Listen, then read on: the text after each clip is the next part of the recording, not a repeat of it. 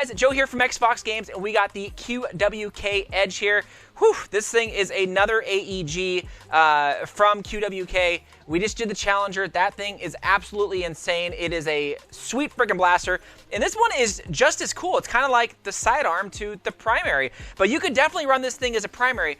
Now, before I start any of this, I was not going to do a review on this blaster so soon. I had some issues with it. I couldn't get the thing to function correctly. I couldn't figure out why, but after tinkering around all day, shooting a bunch, I was like, okay, I figured out what the problem is with mine and kind of what darts it likes, kind of how this battery is supposed to be sitting and being charged.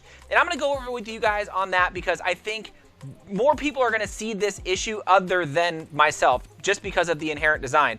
But first, let's go over everything else. Let's take a look at what you get inside. I'm not going to say box, it's the actual case. So you get this nice hard plastic case.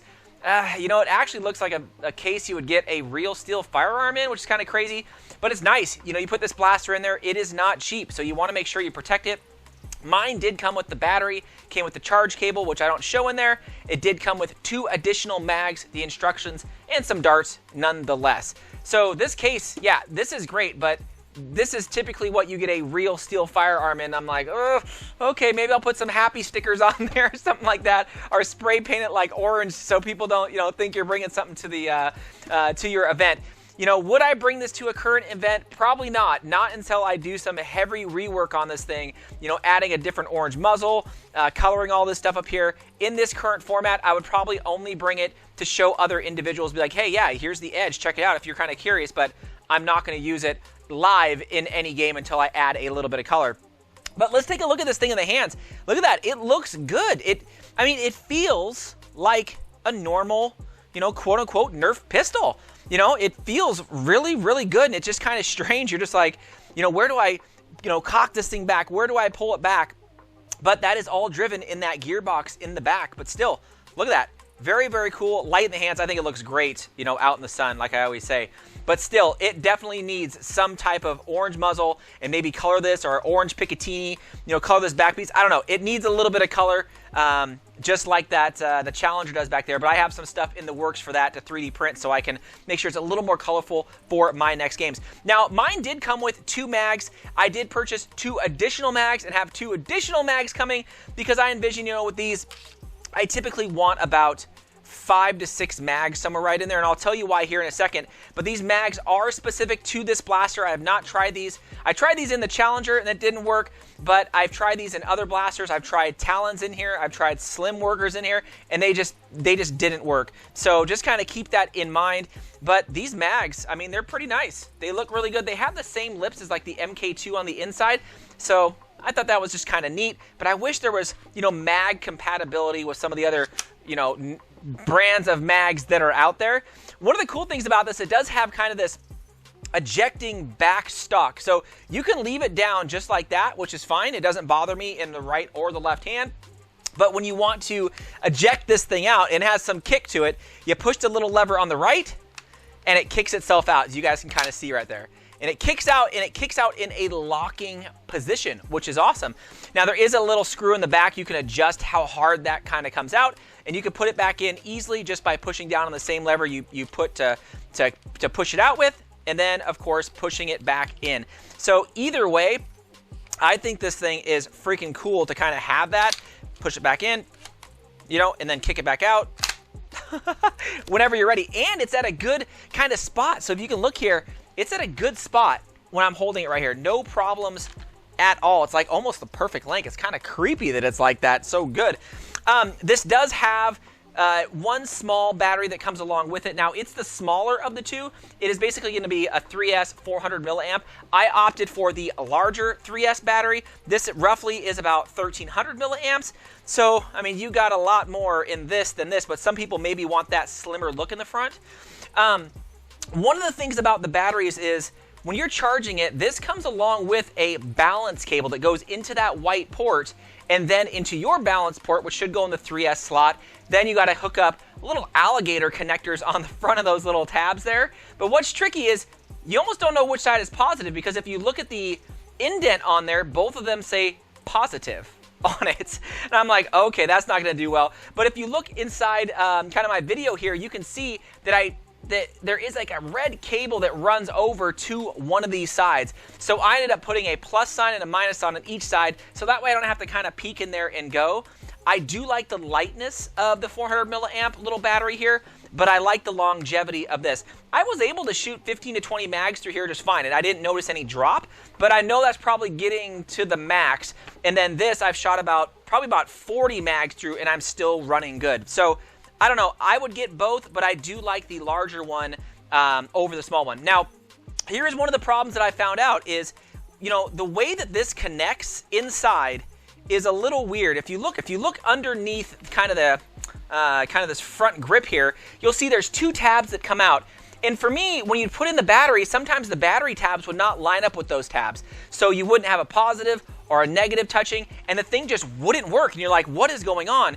And if you've noticed, one of my tabs is actually pushed way down now. So I can get it to work most of the time if I hold it, and sometimes the kick and everything, the violentness of this thing will actually loosen that battery up so it will not be touching the tabs. I think what I want to do is probably 3D print something or design something that's a little bit extended out, and then put like an XT60 or an XT30 connector on there so I have no issues with fitment. Or if I'm running, I'm going to knock those little tabs loose. So that is something I'm going to do here in the future, but that is a real big one right out of the gate, is the battery issues that I had. But the battery's going pretty easy, just right in the front. And sometimes for me, I kind of gotta hit it. Woo! But I envision more than myself is gonna have that issue with those kind of battery leads there. So on the top, you do have these kind of, nice sights up there. They're not all that great. I mean, it's hard for me to get my head down to look down them. So I wish they had a Picatinny rail up on the top. There is a Picatinny rail on the front, as you guys can see. And it's kind of small, but at least I think I can slide something on there and have some type of big orange muzzle in the front. That's what I think I'm going to do, because there's really no other place you can mount an orange muzzle unless you put it through the actual front sight. But on the top right here, you can see it has two slots where you can kind of screw something down for some type of orange Picatinny rail, which is what I want to do. So I want to put orange here. I want to color this thing probably a bright orange or yellow, and then put some type of 3D printed muzzle on this, which I should be able to create pretty easy. So yeah, it definitely needs it. So let's hop out and let's just shoot this thing.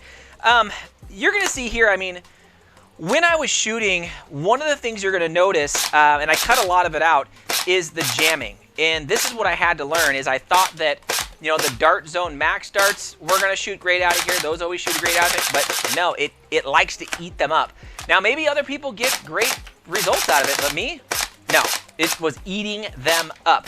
Then I also tried the Adventure Force stuff, which tend to be slightly smaller than the Dart Zone darts, and it didn't eat them up as much, but it was still pretty bad. It was still eating them up. The darts that I seem to use that seem to be like the creme de la creme of the darts is going to be the bamboo darts, and I believe it's because those are have the least diameter out of all the darts, and the bamboo darts are great. I was able to shoot them very, very fast, didn't have any jams, and if there was a jam, you know, it was because the bamboo dart was really old and jacked up, or if I accidentally put an Adventure Force dart in there and then a bamboo, it was always that Adventure Force dart that seemed to jam everything. I've seen other people shoot the Adventure Force stuff out of here, but I'm just telling you my experience, and this is what I spent a lot of time on, figuring out what is stalling the blaster, and then also what is jamming it. So it is the battery issue with the darts. But once I got that kind of battery issue, knowing to hold it and then use some bamboos, there was absolutely no problem. You can see here, this thing is shooting roughly about 135 to 140, somewhere right in there. So this would be perfect for the wars that I go to once I'm able to kind of, brighten this thing up a little bit. But I plan to do those here hopefully soon. I want to finish this Challenger first. But there you go. Go back and check that out if you guys want to check that out. It shoots great when it shoots, right? And shooting these bamboos, it's great. And it sounds to me, it always sounds like a sewing machine. So listen. It sounds like a sewing machine. Now this does have, it lets you know when the mag is empty because it'll get in the locked back position. So all you do is take your next mag, you put it in, you hit the mag release right there, and it pushes the next dart in, which I think is awesome. But man, guys, this is this is a pretty stinking cool blaster. I mean, whether you are running it in just the regular mode like this, or you're running it with the stock all the way out, you know, oh man, it is just a cool stinking blaster. I could definitely see this is being used as someone's, you know, either primary or a secondary. And the accuracy on this is still right on par with a lot of Springers. You know, the Challenger back there was really, really good, but the accuracy of this was also really, really good. I just think there's a few things on here that need to be fixed first before anything. Now, my batteries, when you guys get this, you want to make sure that you charge them fully. I know some people just want to throw this thing in there and go, because the smaller battery and my larger battery were way, each of the different cells in here were way all over the place. So I slowly balance charged mine. You guys can kind of see here, I charged it like 0.3 of an amp just to make sure all of the cells were even. I had a couple cells that were, you know, half a volt higher than the other ones. So if you're just balance charging this, yeah, you don't want to do it fast. You want to do it nice and slow out of the beginning so all those cells can equal out and then go. But that's really what I can recommend is make sure you use bamboos. They worked great for me. Make sure you check your battery tabs, because mine obviously have a problem. So I need to fix that and put like some type of connector on there, because I can easily look, when I look at these, I can easily look and say, okay, yeah, you can just solder that on there, or even just make a new battery kind of door down here and put an XT60 connector on there and have no issues with it whatsoever. But yeah, the Edge here is a great blaster when it works. It just needs color. They do have a few variants, right, of the Edge here, like the orange and things like that, but I don't know where or how you can get those or when they're coming out. So for now, this is what I got, because I figured, hey, I want to show you guys this thing and see if it's all what it's cracked up to be. It's pricey. I'll give you that. It's pricey, but still very, very cool. Anyways, let me know what you guys think down in the description. I'm always curious if you guys are going to pick this thing up or wait for the orange variant. Anyways, let me know. Thanks again, Fox fans.